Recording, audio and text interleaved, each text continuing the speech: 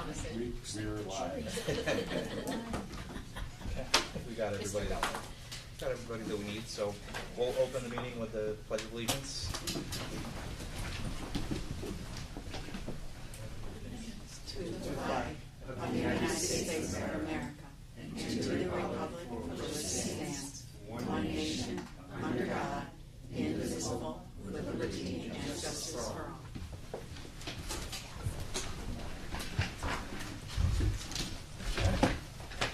For this month's meetings, we open right up with a couple of presentations that we had at the beginning. One from Lindsay Decker on Healthy Kids, and then an additional one for an independent audit report. So we'll let Lindsay start us off. Lindsay was not able to make All right, it. so Yeah. all right, so then we'll jump right into the internal audit report then. Good evening. My name is Melissa Dewar. Thank you for having me here. There's two documents that I'm going to go over this evening. The first one is called the Financial Executive Summary. So if you open up to page 2, this starts with the general fund balance sheet as of June 30th, 2024. And 2023 is there for comparison purposes also. So starting right at the top, you have your assets. Most of that is in cash. You'll notice that there was a new line this year for investments. So the district did invest in some U.S. Treasuries. So that's that change there from prior year. Moving down the page, you get into the liabilities section. It's mainly just some year-end payables, accrued payroll. The largest liability there is that due to retirement systems. So there is a liability for the ERS and the TRS pension system. So that makes up the bulk of that. And then on the bottom half of the page, you get into your fund balance. So your restricted fund balance is going to be your reserves, and we'll go into more detail on the next page for the reserve activity. And then you get into your assigned fund balance. So the encumbrance are the open purchase orders at year end, and then the appropriated for taxes is what you appropriate as part of your budget process. And then the unassigned fund balance, that's the amount that districts are legally allowed to keep in unassigned. That's 4% of your subsequent year's budget. So if you look at the bottom right-hand side, you'll see that the total variance for fund balance, it increased about $2.4 million. And we'll see on the subsequent pages what played into that. So on page 2, this is shows the reserves and the activity in those reserves during the year. So on the left, it shows the balance at the beginning of the year. The revenue column is interest earnings. That was on the reserve money. The appropriated reserve column is what you budgeted as part of your appropriated reserves. And then also, you'll see down under the capital reserves, there was a 2020 capital reserve that was closed out. A new capital reserve was established, and that money flowed into that one. And then that equity transfer column is the surplus. So what you were able to fund into reserves at year end. So you were able to fund money into your ERS, your employee benefits, some money into your capital reserve, and then also the insurance reserve. So question on the Yep. reserve, so you zeroed out the 2020, so that about 1.5 is part of the 2.1? Correct. Yep. And then towards the bottom of the page, it shows what the district appropriated in reserves and fund balance as part of the budget process. So for 24-25, very consistent with the 23-24 budget. You're appropriating about $300,000, which is about 1.4%, which is a very manageable number. That's a good place to be.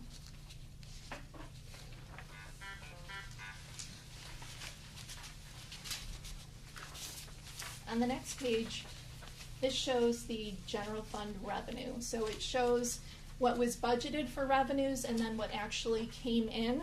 So you'll see for 2024, you had a surplus on the revenue side of just over $600,000. And in those variances, you can see that the largest surplus was in your use of money and property. There was some significant interest earnings this year because of the interest rates were higher and the investments that you're using. So that was a variance of 242. And then also in the miscellaneous revenue, you generated some additional BOCES aid or BOCES surplus. There was a refund. So that was that 504 part of that.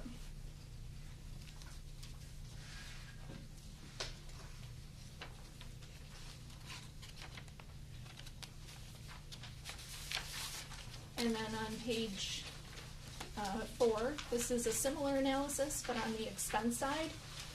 So here you'll see that the surplus generated on the expense side was just over $2 million. Most of that is salaries and benefits. You're maximizing your grants. There was stimulus money, and that grant money was in your federal fund, so it's not inside the general fund budget. So that is a majority of that. There's also conservative budgeting, and also the mild winter last year helped generate some surplus there on that side.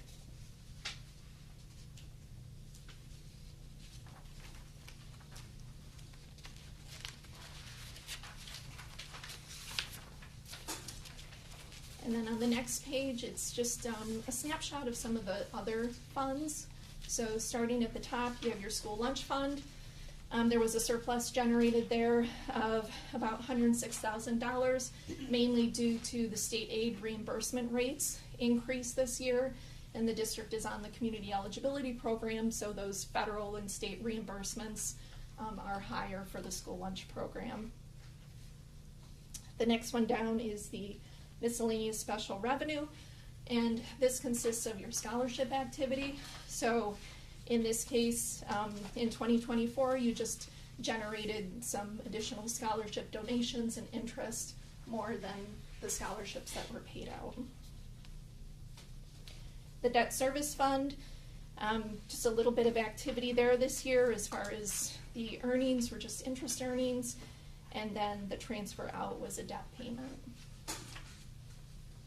And then you have your special aid fund. So this is where all the grant activity occurs. So there's about $1.8 million in grant revenues and expenditures. About just under $1 million was the stimulus money. So that is coming to an end, and next year that number will be much smaller. And then on bottom, you have your capital projects. So there was just under $1.2 million in capital project expenditures on that capital project that you have going on. The proceeds from obligations is a bus bond for the $638,000, and then the transfer in is what was transferred in from general for a capital outlay project.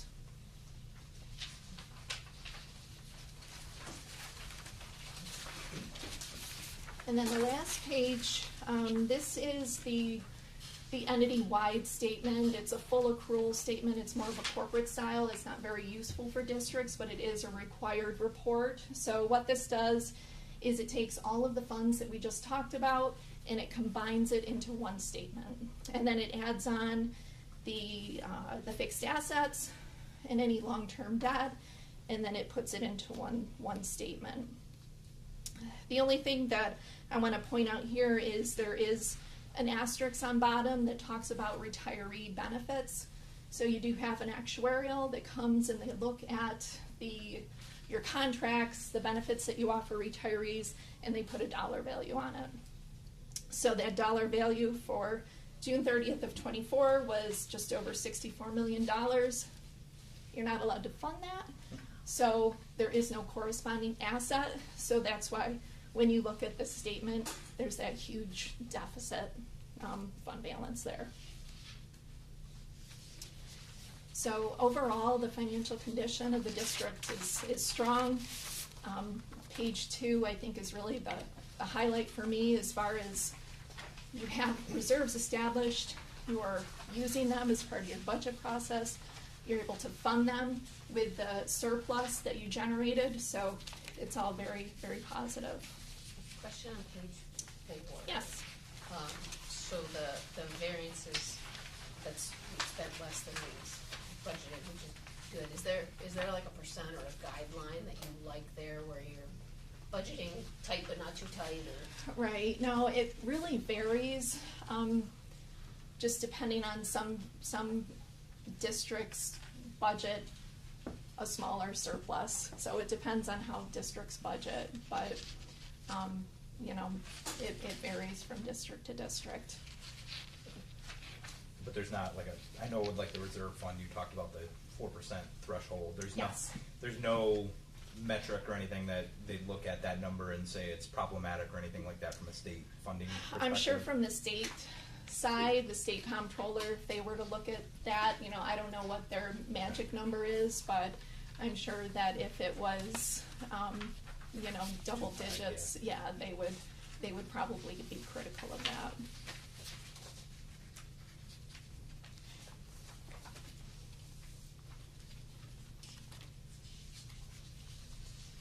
Any other questions on that?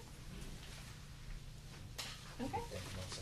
Yep, the next one that I wanted to just run through real quick was, it says communicating internal control related matters. This is what we call our management letter, so, there was just one recommendation this year that had to do with just, enhancing procedures around the tracking for hourly employees and just tracking that time. Overall, the checks and balances in the business office and at the district are very strong, so this is a very positive report. There were 2 prior year recommendations that were corrected, so again, very positive. Any questions on that? Okay, well, thank you. No, thank you, thanks for taking the time and working Yep. through it. Chris too for spending all the quality time with you to get through all the paperwork. I appreciate it. Back in November, right? Yes, we will see you soon. Have a good night.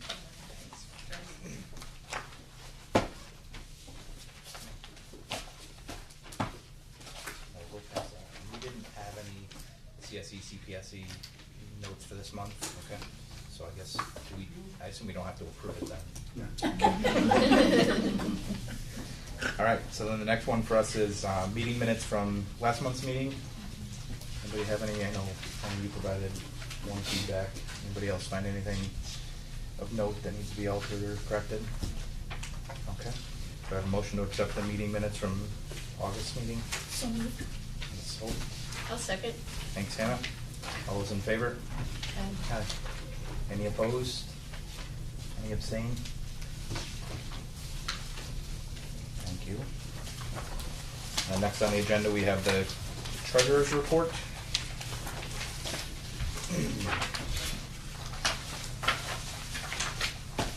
Just went through the full audit. Anybody have any questions on last month's treasurer reports as received? Might be separate, right? So we're separate. Yes. Okay. Do I have a motion to accept the treasurer's report as presented? I'll make the motion. Second. Got your choice. All those in favor? Aye. Any opposed? Okay, on to the appropriations transfers.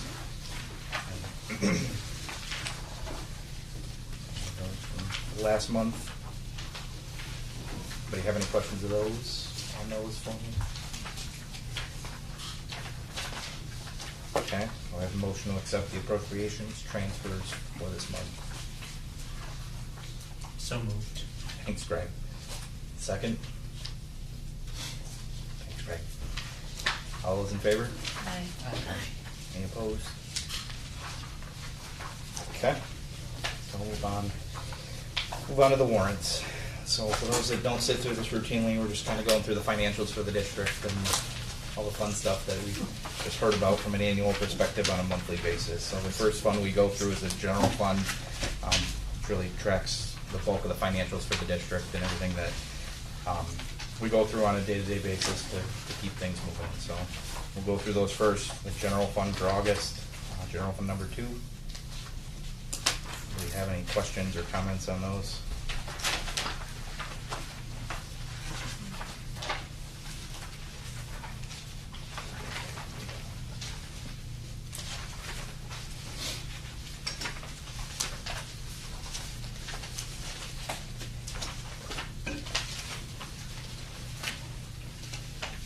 Okay.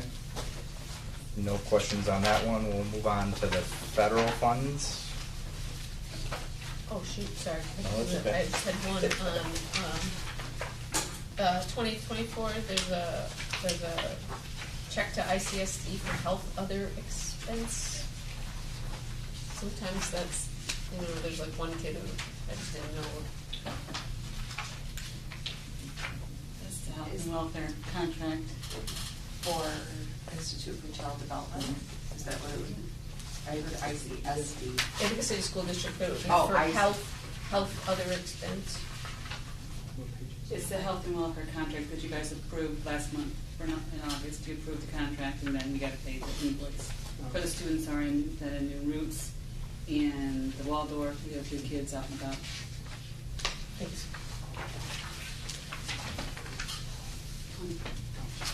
That's all. All right.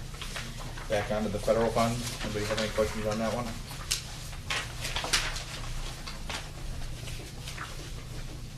Okay. I'll move on to the school lunch fund. For August is usually pretty light.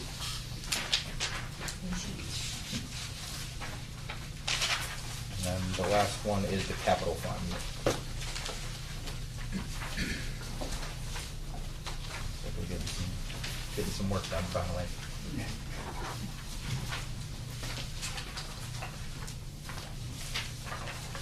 Okay, if there are no questions, motion to accept the warrants as presented. Thanks, Kate. Second. Thanks, Jess. All those in favor? Aye. Any opposed?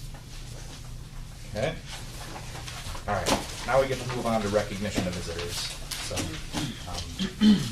we do have a bullet here for the Candor Community Chorus, so I'll let you guys present first. For those of you who don't know me, like, how many of you were students of mine? 1, 2. Okay, I guess you know me. Brenda Yeyer, and I grew up in Candor, went through the school system here, and then came back to Candor later in life and taught for 21 years as a music teacher. I'd like to tell you about 1967. 57 years ago, my senior year, okay, do the math, you know how old I am if you do the math. 1967, we received a Steinway grand piano, a Model M. Was it? Yes, it was M. And Mr. Weichert, some of you guys don't remember him, he was the band director, and he decided to showcase the piano, because, I mean, how many times does a school the size of Candor get a Steinway grand piano? And so he, in his the last concert of the year, he did a selection called Spotlight on the Piano. And it was a piano solo with band accompaniment. And I got to be the soloist, so I was the first one to play on that piano. Magnificent instrument. And through the years, I've had a lot of experience with the piano through concerts, recitals, musicals, community chorus. My sister and I did a fundraiser when we brought in another piano and did 2 pianos and gave the money. I can't remember what the fund was for, but we raised money for the music department. I was recently made aware from the high school music department that they have been considering what to do with the piano. Because like anything, pianos have a lifespan. This has had a good life. It's been a wonderful, wonderful instrument, but I got to tell you, it's getting near the end of its lifespan, and it needs some serious, serious work done on it. I spoke just briefly with Ms. Pierce the other day about how the whole department is trying to get as much information as possible. Like, what's the best way to go? Should we purchase something new? Should we rebuild this instrument? And by the way, this particular instrument, if you were to purchase it new, would be $90,000. Along with considering money, which is always the top of the list, the department needs to think about durability. Whatever they decide to do, how long is it going to last? Is it going to last another 57 years? And being in a school, pianos, they have a rough life. I mean, you have all kinds of things. Greg's shaking his head, yes. And when you look at the piano, the case is beat up terribly. That's not a concern to most people. It's what's inside that's making the sound. I know from talking to Gary Holmes and Amelia in the high school music department, they have talked with other schools, like, what did you do? One school said, we had our Steinways rebuilt. Another school said, and I don't know if they had a Steinway to begin with, but they bought a new instrument from another company, another make. So the department is being very diligent in getting as much information as possible. So when this decision is made, they'll have lots of information to brainstorm and, kick around. I went ahead and invited Mr. Bob Barrett, who is a licensed Steinway technician. He has a shop in Ithaca. It's called Ithaca Piano Rebuilders. He came in last week and he examined. He took out the workings. He looked it all over, and I will be giving you a report that he made of a detailed. He listed every item of this is what needs to be done, this is how much it would cost, this is how long it would take, and then in his report he also addressed his opinion of the durability, what would be, in his opinion, again, the best option for the school to buy, to rebuild. And again, being a licensed technician, he truly is the best. He knows exactly. I've been to his shop, and he truly is amazing. So whatever he says, we can really take it to heart. The reason I came here tonight is I just feel that it's important for the Board of Education to be aware of what's going on. This is a big, whatever decision is made, we're talking a lot of money, a lot of things to be considered, and I feel like the board needs to have communication and be aware of, oh, so that's what's happening. So I have made copies for each of you to look at. Kathy, I'm sorry, didn't make one for you. And again, on the back side of the first page, he gives a summary of his opinion. And when you look at the detailed, itemized things, I didn't understand a fraction of what he was explaining it all to me, and I just stood there like, okay, you need to be in community course. Just throwing it in. So I thank you very much for listening to me, and just thanks a lot for always supporting the music program here at Candor. Thank you, Brenda. Thank you. Appreciate the time and effort put in to make sure we do the right thing with the asset and figure it out from here, so thank you. Okay, got a couple others. Linda, did you have anything you wanted to add? Yes, hadn't been in a while, and I thought maybe you'd like to have an update as to what's going on at BOCES. First, I want to tell you about the summer programs that went on campus. The Smith School had 79 students with a full staff. They participated in community events such as the Community Day and also the Taste of the Nations. They went on field trips, which one was a story walk at the Community Service Center, Broome County Fair, and they went swimming at TC3. The Ithaca College Mat Partnership, which is a collaboration between TST BOCES and Ithaca College and the IC students who are enrolled in the Masters of Art in Teaching program. They had 13 future teachers that worked with our classrooms weekly, and in the elementary, the middle, and high school, and even ESY. ESY students, there were 60, grade 1 through 12, from 5 different districts. The regional summer school had 150 students taking high school English, math, science, social studies, health, economics, PIG, and forensics. 700 students sat for Regents exams, and we had one school participate in a middle school summer school, which was South Seneca. The first day of school was magical. The kids were so full of energy. The staff was full of energy. We are really enthusiastic about our new superintendent. She's doing a great job. We all look forward to working with her. So I think there'll be some great things coming from that. The essence is on equity for all students to have a learning experience in whatever field that they choose to focus on. The adult ed had their open house with a great turnout, and I think that happened on September 10th, and they held it at Stewart Park. Career and Tech has a new, P-Tech, which is housed at TC3. They have a new principal. Her name is Christine Alexander, and her strengths are in experiences and leading project-based program. So we're looking forward. She is an exciting person and is adapting to our TSD BOCES very well.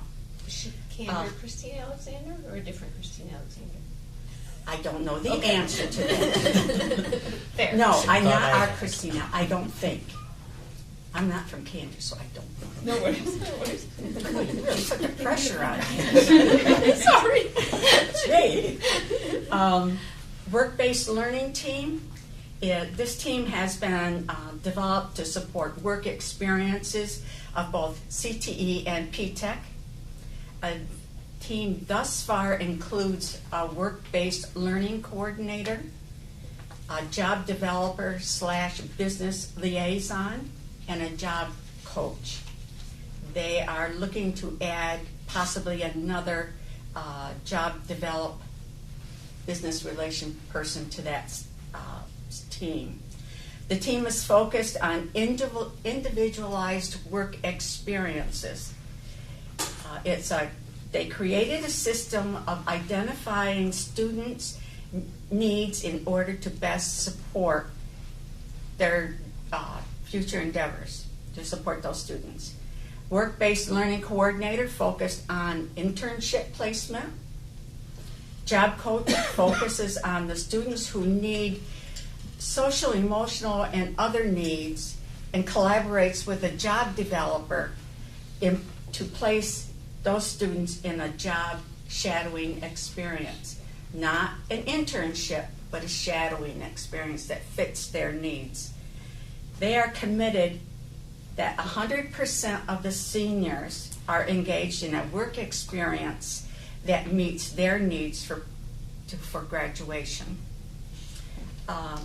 Also, there is work in the exercise science CTE class program has been transitioned to a new visions program, and they meet with Ithaca College and to create a stronger collaboration, and they're hoping that possibly next year that program will be housed at IC.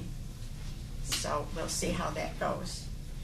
They're also in talks with Southworks. Do you know what Southworks? You probably know more than I do. That's the old Ithaca gun, isn't it? No, No, it's not. What? the old Morris factory.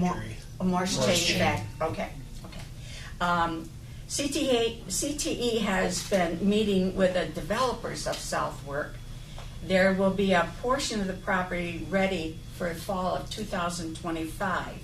And their objective is to bring in educational programs to create a pathway of learning, practice labs, to workforce directly on their campus.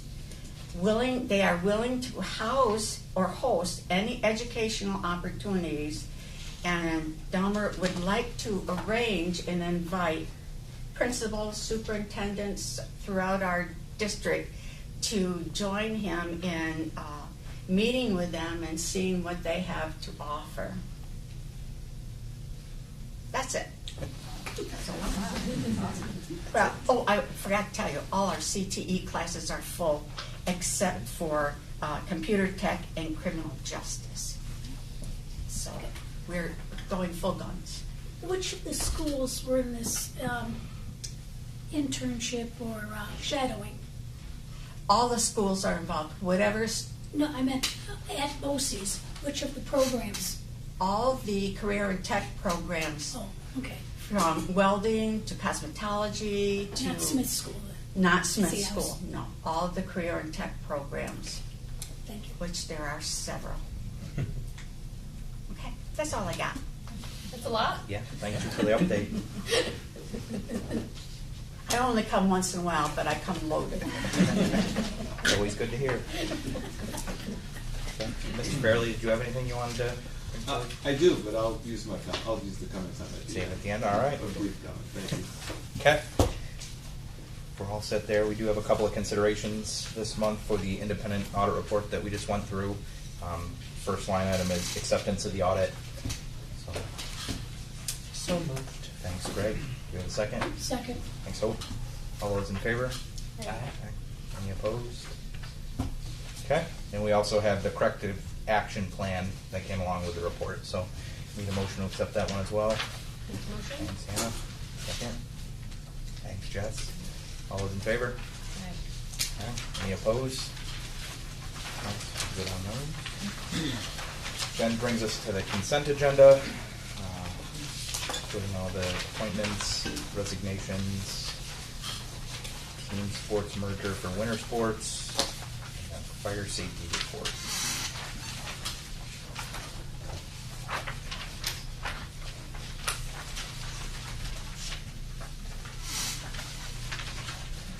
Not separate consideration, but just a question on the fire safety, the format was a little harder to follow than some past years. Are we good, or are there still outstanding things, or are we compliant? We're good. We put in everything that they found, and we have to correct it before we send it to state ed to say we're Okay. good.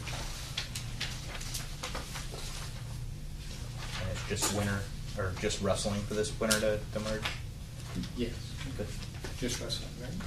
Yeah. Just wrestling. Just wrestling. and all the extracurricular appointments are Okay. all good? Okay, we don't need to pull anything for separate consideration, we have a motion to approve the consent agenda. Thanks, Kate. Second. Second, Greg, thank you. All those in favor? Aye. All right, so now I get to stop talking and we'll move on to the administrators' reports. First up, we've got Mr. Raymond in the high school. You have my report, I'll just do a very brief summary. Here it says great first week, I would say we've had great first 2 weeks of school. Teachers very positive, students very positive, it just feels really good. And I know every year I say it feels good, I don't know, this year it just feels a little better, and I'm not quite sure why, but it's been a really nice start. And I just want to thank everyone who puts the effort into getting us ready for the start here, from buildings and grounds to the guidance department, the high school secretary, just everybody contributes to that opening day, so they did a great job. Next item, we're enhancing our tiered intervention this year. We're having an RTI team that's going to be really analyzing data to make sure the kids get the appropriate tiered instruction and the right levels. Holly's going to help a lot with that, so thank you, Holly. And we also started a learning center that teachers are going to be in there working with, if not individually, some very small groups of students, and really helping them, work through their assignments and where they struggle to help them be successful. Cell phones, teachers are on board. They are, I think we're all understand the distractions that they cause. I put Thrill Share out there, I put it in the newsletter, parents are aware, and I haven't had one parent complain yet. I think they get it. I think parents understand too, and I even think kids get it.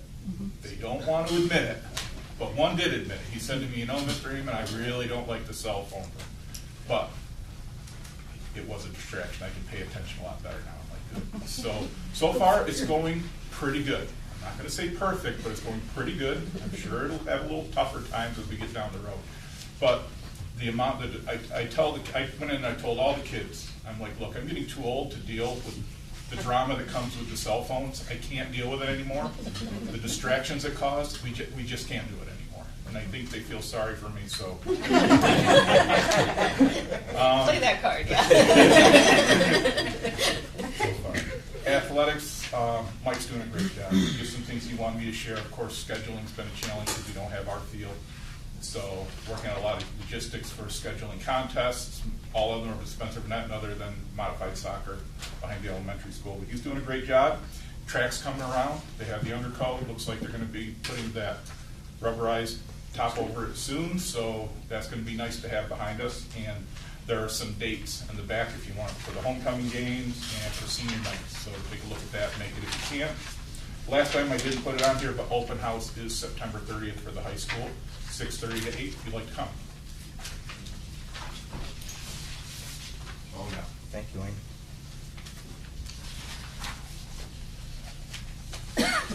Okay, next on the agenda, Mr. A. Hart, the elementary. Thank you. So the first piece of the open house there was really successful, and I put the numbers in there, 355 out of 400 students, families represented, which was really impressive. And I listed all of the reasons why we decided to go that route this year of hosting open house before school started. With help from the teachers and support from the teachers and the grade level leads, we decided to move forward with that plan. And it's going to be our plan moving forward into next year too.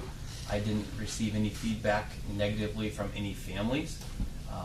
Everything's been positive regarding that, and those numbers prove it. So we're going to continue going down that road next year and evaluate year after year. So we had really good feedback. The biggest piece was the parents appreciated getting into the building themselves, because in K-6 they don't come in on the first day.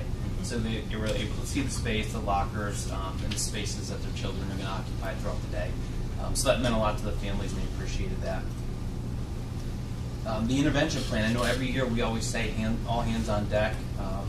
This year we really do mean it. We were able to, with a little bit of legwork, manipulate our master schedule to have at least 7 teachers at every grade level, certified teachers at every grade level, support intervention. That's from interventionists, 3 reading teachers, the general ed teachers, the special area teachers, and that's not even including the aides, the support staff that are also available at that time. That's the biggest adjustment to the plan this year, as well as instructionally, but I'm going to let Sarah talk about the instructional piece. But we were able to manipulate the master schedule to make that happen. So this year truly is all hands on deck. We can't get any more certified teachers in that block, even if we tried. So I'm thankful for the teachers to be they're really flexible on getting into those blocks, and I really appreciate their flexibility in this new plan that we've created. Instructionally, there's some tweaks that we're making, and again, I'm going to let Sarah talk about that. But we're looking forward to the intervention block having a high impact. We talk about high impact practices, and this is where this intervention space is where that's going to happen. So we're excited about that moving forward. Literacy committee, we're excited to have some newer teachers that have just recently been hired on the literacy committee this year, provided us with some great insights, some great recommendations, and I marked down all of the initiatives that we have going this year, and I think it's important. The goal of the literacy committee is different than our ELA committee. ELA is more instructional. Literacy is just promoting that love of reading, that love of literacy throughout our community, our school community, and beyond. And PTSA is going to help out with a couple of these things, so we appreciate that support as well. But those are our literacy initiatives. Happy to answer any questions, but that's all I got for you guys today. No questions. But, and you didn't mention in yours, but the fact that you coordinated with Spencer on the open house too was to minimize impact to sports schedule and stuff like that was another big one that I think helps out a lot too. Yeah. And having transportation. I've heard a lot of great things about that. With the literacy committee, are any of these programs that are listed providing more opportunities to promote reading as families? Yep. So specifically the Great Beginnings piece, partnership with the Children's Reading Connection there in pre-K. We're giving access to free books, and I would say no less than a dozen books to a lot of our students in specific grade levels. So they wouldn't get the books elsewhere, but I've worked with Chris on some Title I funding and Wendy Brudemesso is instrumental in finding money with Chris and providing those extra books for the kids. So yes. Mrs. B also has a program for the slightly older, where the book, I don't remember if that's on here, what it's Yep, called. it's a family book club. Yeah. Yep. That's great. Thank you. Thank you. Next up, we have Mr. Gelder with Instructional Technology. Technology. So it's always a busy few weeks when everybody comes back. Everything's broken. Many things need to be updated and fixed. So it's always very busy. This year seems particularly busy with the many new hires. We had it seemed like we had more new teachers than in last year or the year before. New teachers take a little bit more time in terms of getting them up to date with software and just getting them sort of familiar. I appreciate the mentor program in the high school, Amy Snell and Wendy in the elementary school to help with that. So we sort of coordinate to try and get them some training all at once. So that helps.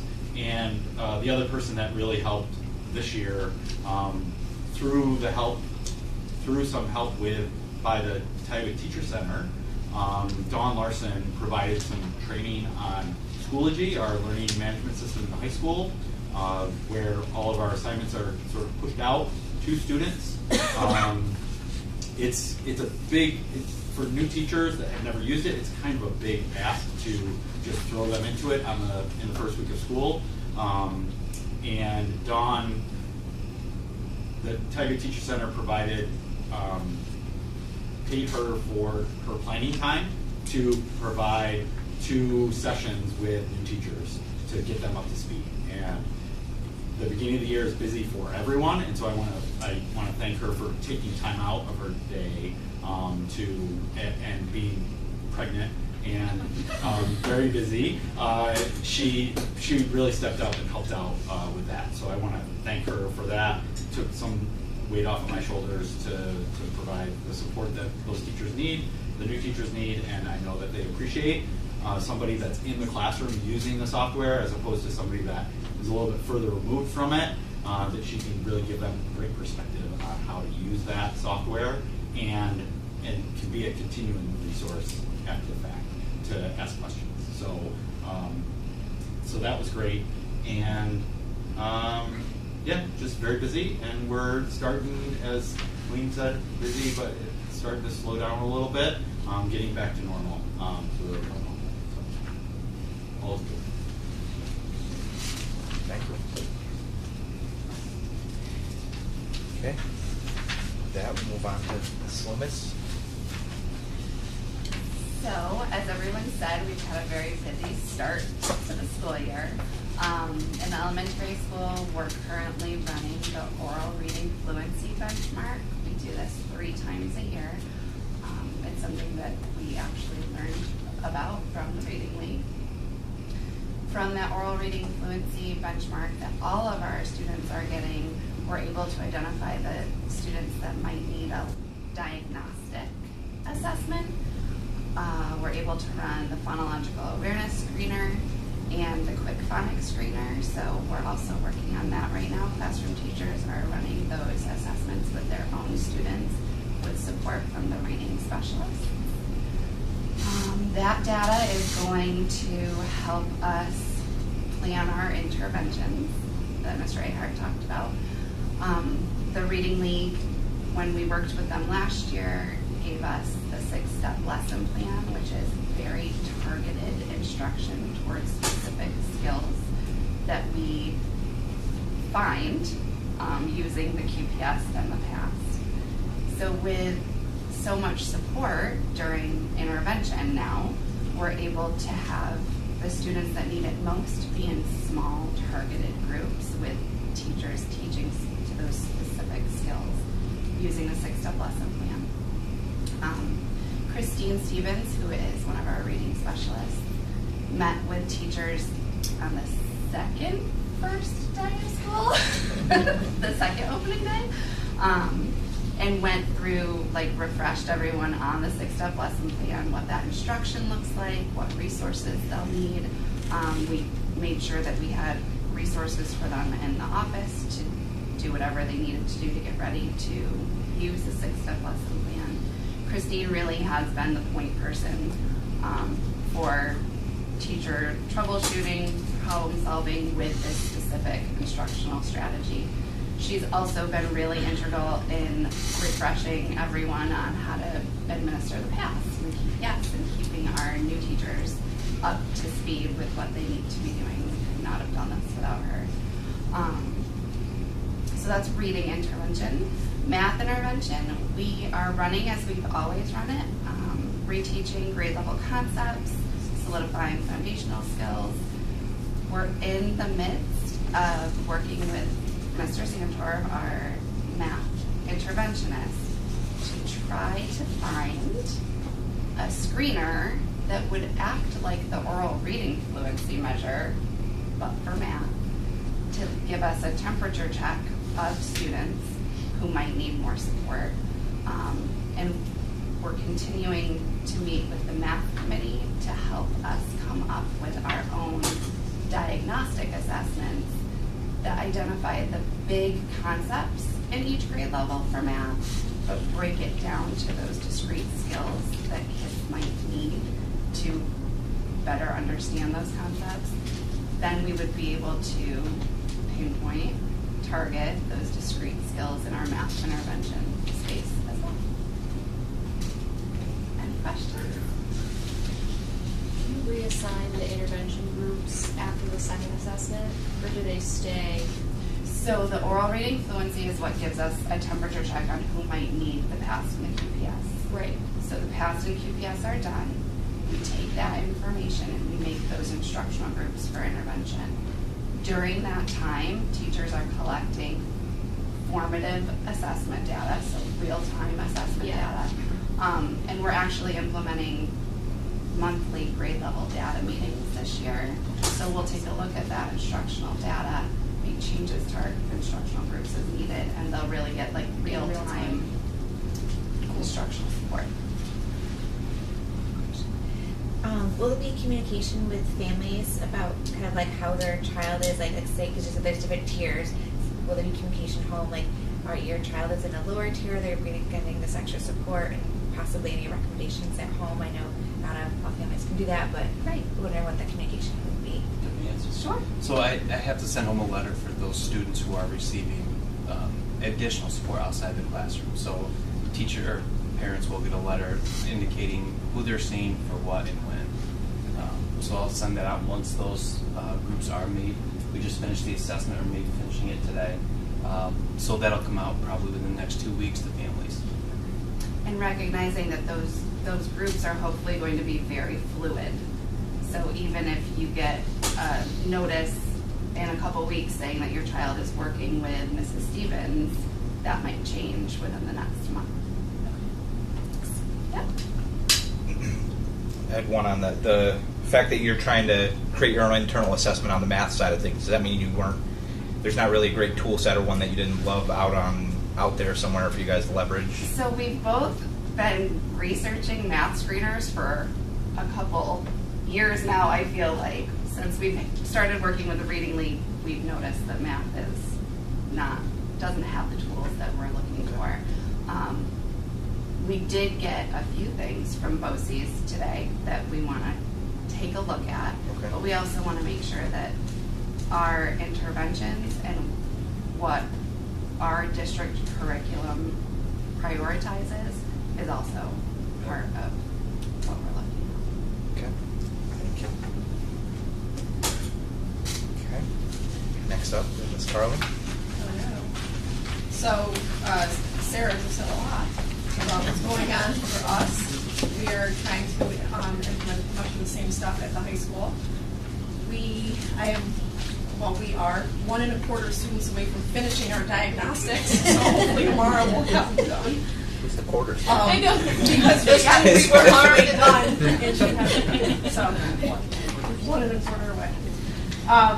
Put a shout out to Ashley Martone, Christine Stevens, Abby Holmes, and Sarah for helping get through all the diagnostics. It's a lot to get through, and they've all helped tremendously. Ashley's kind of been the go-to over here for helping get ready for everything, but all of them have been a great help.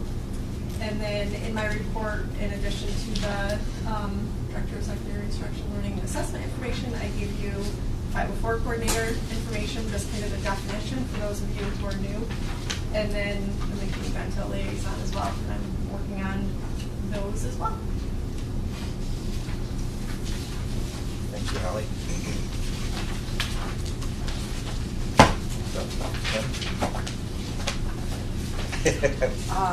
All right, I need to, my shout out would be to Sarah and Holly.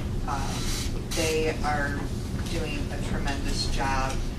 I wrote it down, like helping to ensure that cohesive instructional plan and the tiered interventions.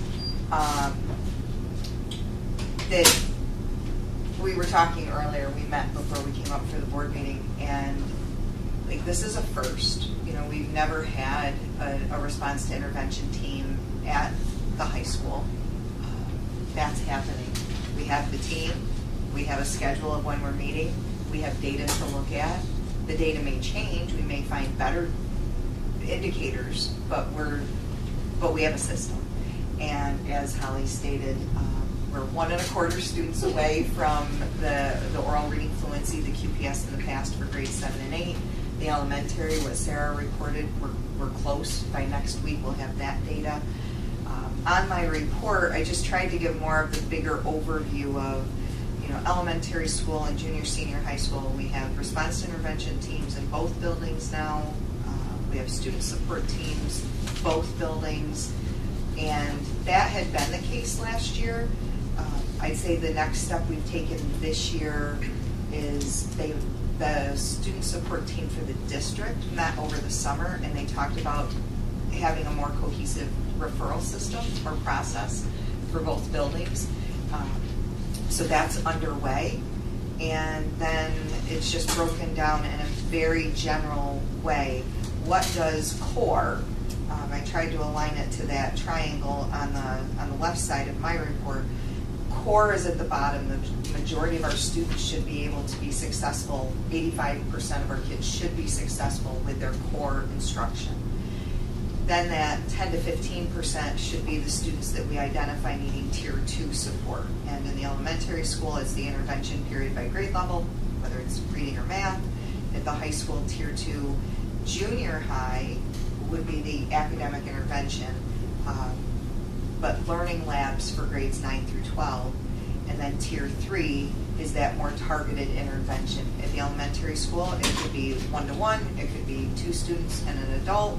At the high school, 9-12, is that learning center that Wayne mentioned. I'm trying to think if I...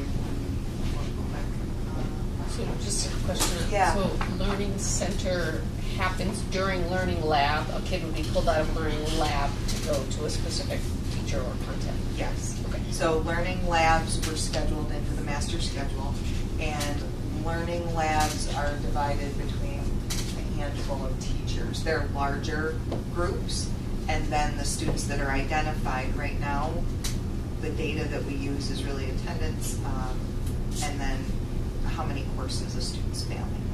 And then those students are pulled out to go to the learning center, and I think Wayne or Holly, is it six different teachers, and they're content-specific teachers that are certified teachers in that learning center. And we have a handful of students that we started the year off with, 9-12, having some support so that they didn't get too far behind before the 5-week marking period. Any other questions about that? The learning center, learning labs? And the item I shared about special education, I'm really excited that we are starting a partnership, a relationship with the Institute for Child Development, but specifically the Child and Adolescent Diagnostic and Consultation Clinic. But Dr. Jennifer Gillis-Matson, we made the connection last year at the very end of the year. Their focus or their specialty is on the autism spectrum disorder, and just they have a menu of services that they can provide to a district. So far, they met with a team at the end of last year about one particular student. They've shared ideas about grants they have that support apps that our students can access to help with self-regulation. They have will be sending 2 of our teachers, Miss Dodonna, the middle school guidance counselor, and Miss Smith Duffy at the elementary school to be trained. It's called Peers, and I apologize, I don't know the name, what it stands for, but it's a social skills curriculum, a manualized curriculum for not just students on the spectrum, just students that need that very intentional instruction. So they'll be part of a grant through this group. And using them, they're offering to do any kind of small PD that they could provide even during faculty meetings, even if it's virtual. So that's exciting for us. And I'm not telling anybody else because I want them just for us.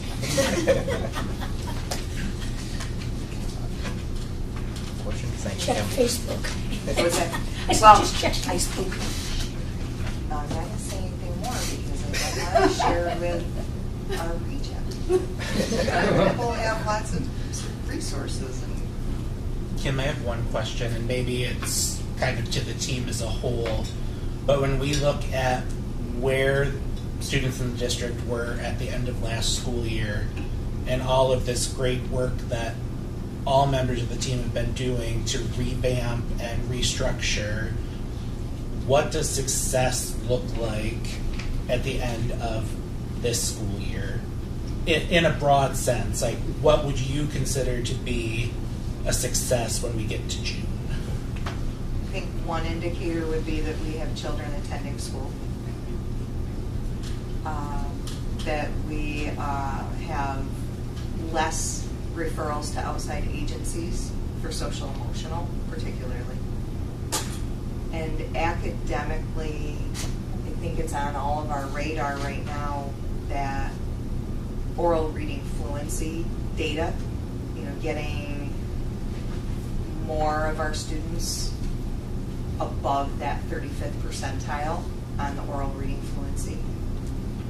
And I think another indicator would be if we have a solid math intervention or a screener. And what we can do, what we're finding from the data from the reading is there are kids that were below or are below the 35th percentile on oral reading fluency, but yet, and I'm pointing over here because she's doing some data collection or recording. We have some students in both buildings that are below the 35th, but then when they have the screeners, the diagnostics, their phonological awareness and their phonics skills are okay, they're solid. So then what do we do with the kids that are still struggling? And is it comprehension? Is it a language-based deficit? And then what do we do? So we've already reached out to the Reading League, and we're also looking out for other resources that we can use to help the teachers, particularly, I'm going to say probably grades 5-8 is where I think we're going to see that need. So there was a bunch. Anything I missed, you guys? Yeah, and I would say, sorry, go ahead. That's it, perfect. Oh, and I would say one of the barriers often to learning is behavior. We are in a really good place, and I say that with certainty, with behavior.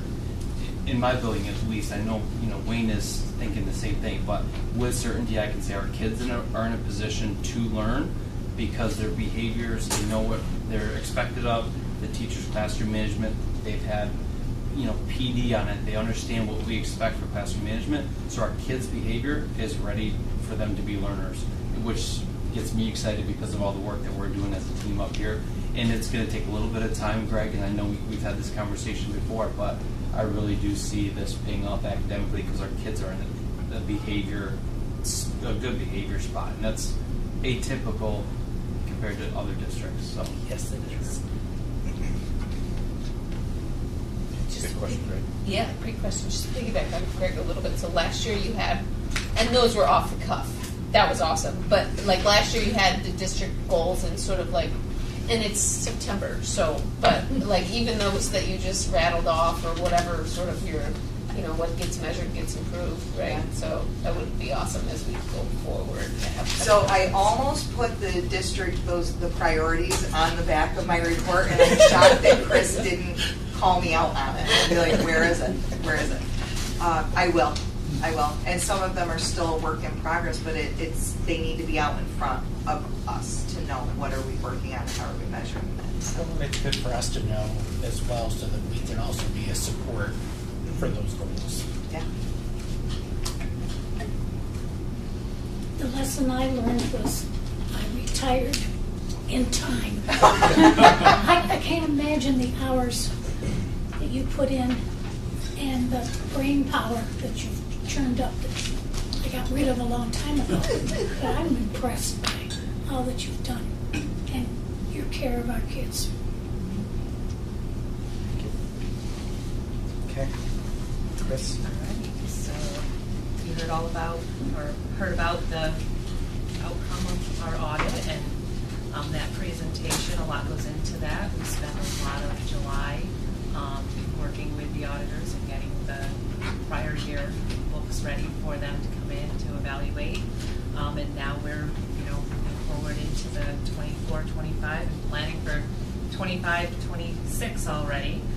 We've done all of our state and federal grant final reports for our 23-24 year, and all of our applications are in for 24-25, as Melissa mentioned, and we talk about all the time. Those ARP and SFAS stimulus funding is ending September 30th.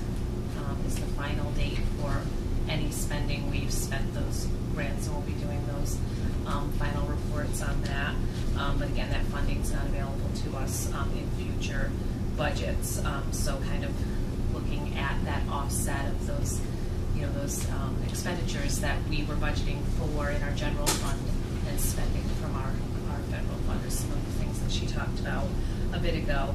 I can't thank my office staff, Taylor Green and Corinne Kellogg and Mrs. Hinkle, for all that they do to keep that office operating very efficiently, effectively, and they do a great job.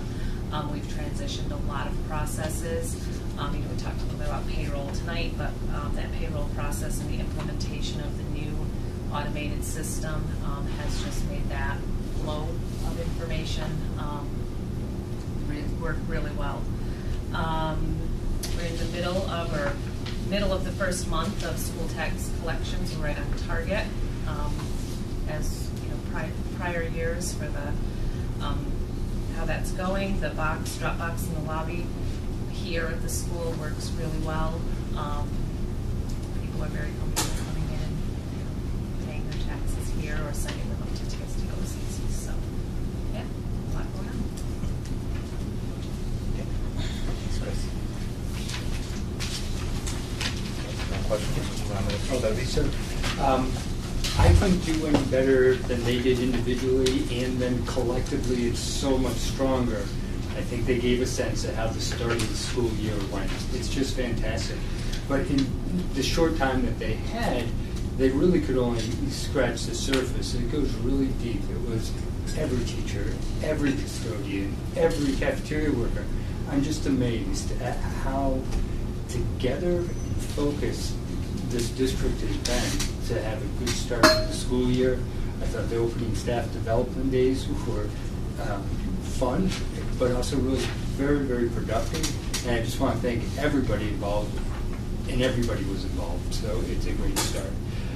Seeing the students back in the first weeks, I couldn't be happy with the students, how polite they are, how focused they are, how happy they are. We talked about the learning centers, and I go by and I don't see students out, with their phones out. I see them in their Chromebooks working, and I'm seeing the faculty checking on students. It's just really very impressive, and I couldn't be prouder. Thank you for your reports. They were fantastic. The other thing we did this year in August that I'm proud of is we brought in some very good faculty and staff in August, when I know all the districts in the area were scrambling to fill positions. And before the start of the school year, we had all our positions not only filled, but people were already being onboarded by our mentors and lead teachers. Some of them have a specific role, and some of them were in all summer working on curriculum or this and that, and really quick to welcome or lend a hand. And I heard that from new hires. I stopped when they're out the classrooms the first day to see how are they feeling. I heard it again and again, how welcoming everybody was, and the faculty and staff, and that's great to hear. And I want to share it with you. From there, I'll jump to our facilities update. Nate, as you mentioned, we're getting things done. It will take a while. They're still waiting at the elementary school for the metal edging to come on to do some finishing work on the roofs. But they're, for the most part, complete at the elementary school. This roof over the classrooms is complete, other than finishing work, and getting the air conditioning turned back on. If you notice, they had to turn it off. But they're working over the gyms now. I was out there. They had good weather again today. They should be wrapping that up soon. The track, as Wayne mentioned, has one more asphalt finishing coat. It's not a full layer of asphalt. They put on a finishing coat, then they'll spray the rubberized, I think it's rubber, that surface, the track surface, and then be painting next week. So that should be done. The field's in. The sod just has to get stronger and stronger before we can use it. And then we'll be going out to bid by next board meeting in October on the interior work to start getting the work done in that hallway, auditorium hallway. That's all going really well. I did meet with the new athletic steering committee, and they gelled right away. So there are a couple new people. One, of course, Mike Schwartz is now on it, and then Spencer Van Etten has a new high school principal, Pat Patterson. So Tyler's still there. And of course, Wayne's the veteran on that group. It was a really nice meeting. I mean, just everybody's so focused on what's best for the students. How do we help more students get involved in our athletic and other extracurricular programs? How do we work together to make that happen? So it was good. And I'm glad we're merging wrestling. And then out of Albany, I have been telling you about the, before I talk about the Rockefeller Institute's report, which will come out in December. Kathy Hochul did sign a bill, so starting next year, we'll have to have every Board of Education in New York State, Republic will have a student member on it. So we have a few months, but we should start thinking and talking about, and I know Wayne has some ideas, and Wayne and I will meet with the board to talk about how we select a student, or how a student's selected. It doesn't have to be us. A student should be involved in that selection. But that's coming. So they haven't given guidance on expectations of how? No, there are other districts. I've looked at others, and I actually worked for one at one point in my career that have student members, and they all have, there are different ways of doing it, and they're all good ways of doing it. They didn't tell you how. I mean, there's certain guidelines that you would, that you would assume they're not voting members. They don't get involved. They hear about personnel issues or anything in executive session.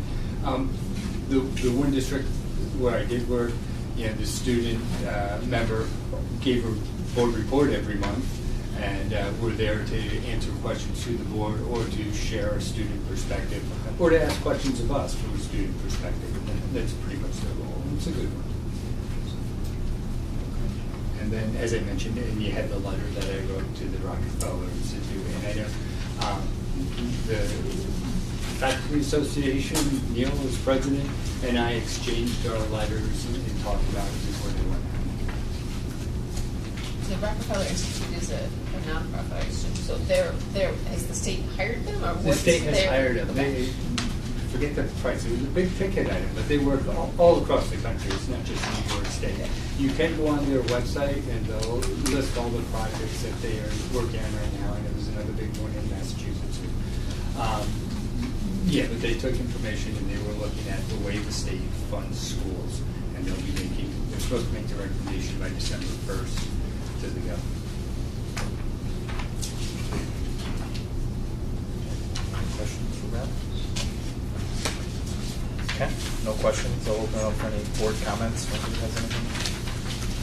I would like to thank Brent for the letter that you sent to the Rockefeller Institute. Very well written and very important that we let them know how we feel about what's going on, so thanks. And the other, I think you went to the rural schools. I did, yeah. I think the board ought to be thinking about joining the rural schools program. It's one of the most believable conferences I ever went to. It's good. Your neighbors, districts just like you, and it was certainly well worth it when I went. And I was glad to hear that Brent has gone and Linda has gone. So think about it. In fact, Scott from Rural Schools has expressed an interest in addressing the board and letting you know what Rural Schools is about and what they do and the conferences that they have during the year. They have educational programs for board development. And it might be a good idea to have him talk to you about what's going on with rural schools. They're a big advocate for rural school districts when it comes to Albany and funding. And when we went to rural schools this year, there was quite a presentation on AI, which absolutely scared the bejeebers out of me. But I wanted to go because I wanted to learn more about it and how it's going to affect teaching practices and how it could be used, and the importance of the policies that each district is going to have to develop in order to keep a handle on it. So they do some very good programs. Dr. Daggett, I think, was the presenter at that. Okay, I'll get off my soapbox. I have a couple comments. I just wanted to acknowledge the resignation of Lauren Rocker. I know Mike Cato had her. Sorry to see her leave. And she submitted a nice letter to us. That was a great letter. And then on the PTSA front, I have just a couple. They had their meeting this week. Lots of things working on planning for the school year. We'll be at the high school open house on September 30th. Fundraisers will be starting soon. Our cake rolls, famously from the last couple of years, we be selling again starting October 1st, so watch for that coming home. We're working on some kind of fun nights for throughout the year. And then it will be trunk or treat on Halloween again. So that would be the big night, looking for community volunteers for cars, and then just to bring your kids out for the event. We'll also be decorating elementary school for Spirit Week in October. Doing that, keeping busy.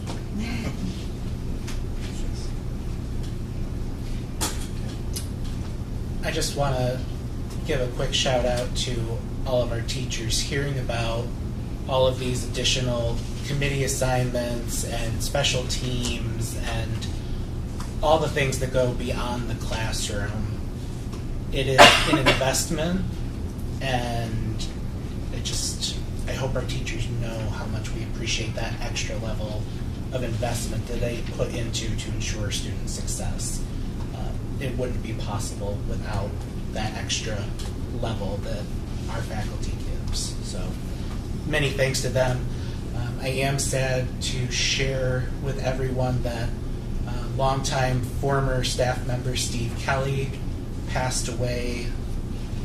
Steve was a member of our custodial team, good sense of humor, gave me all sorts of heck as a student back in the day, but was a good worker for the district, so sorry to hear of his passing.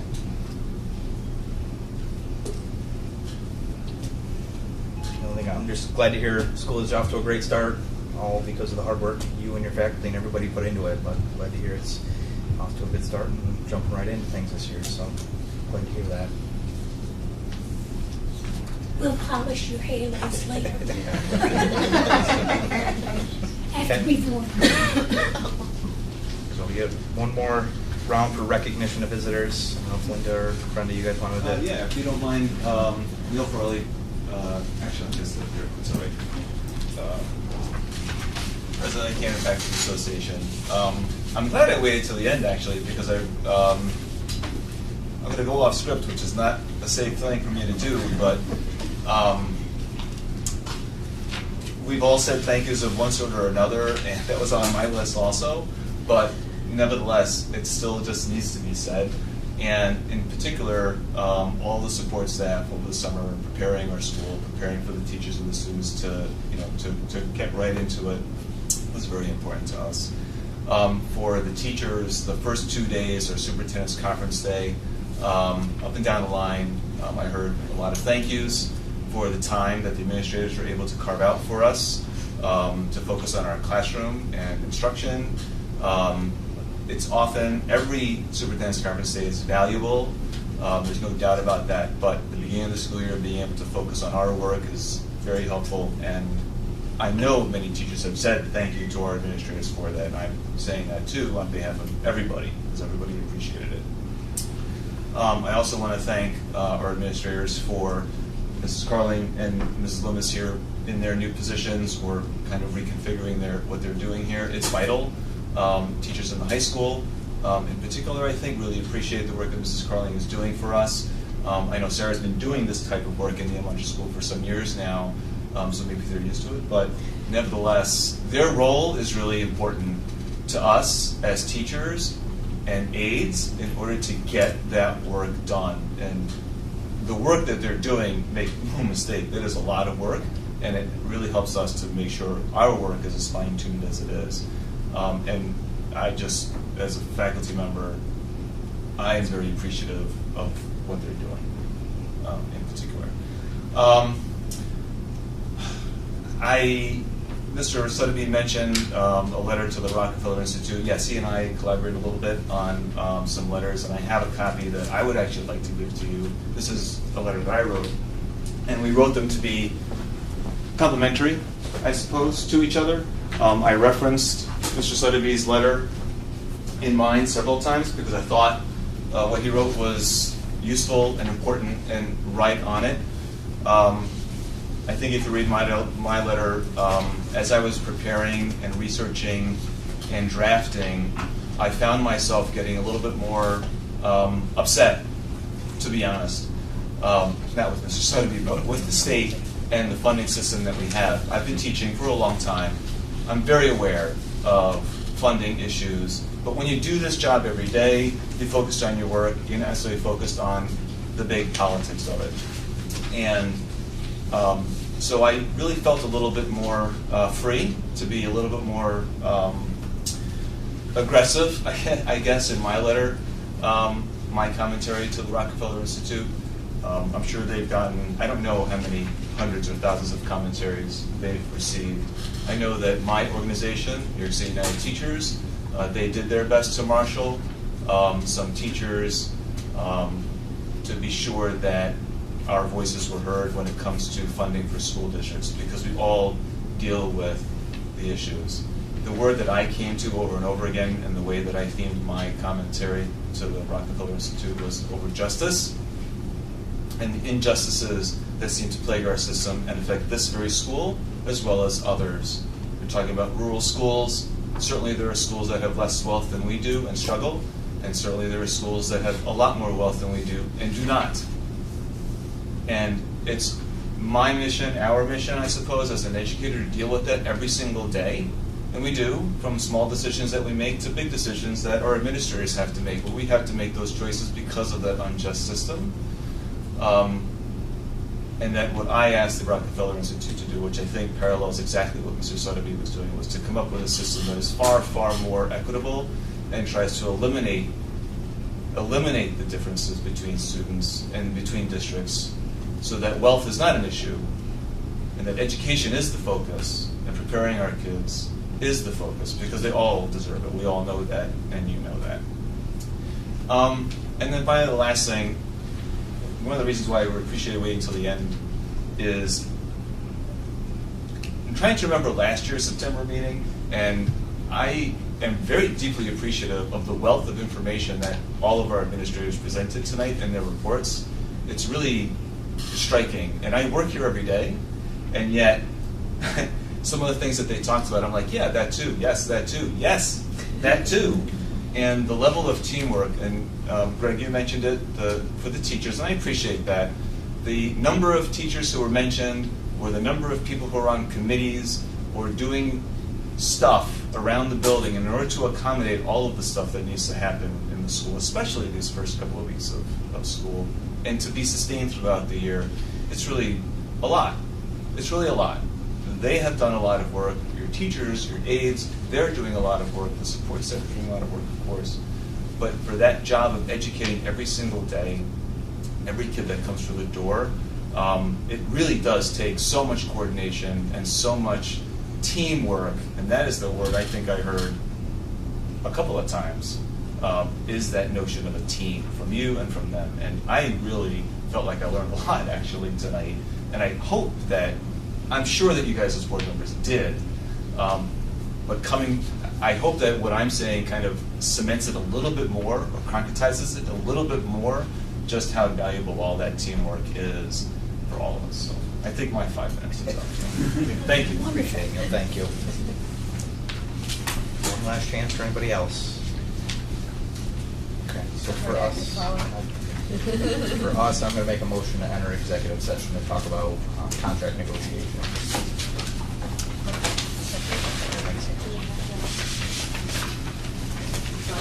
Yes. Did we go? Yeah. We're in the trouble. I think first we'll keep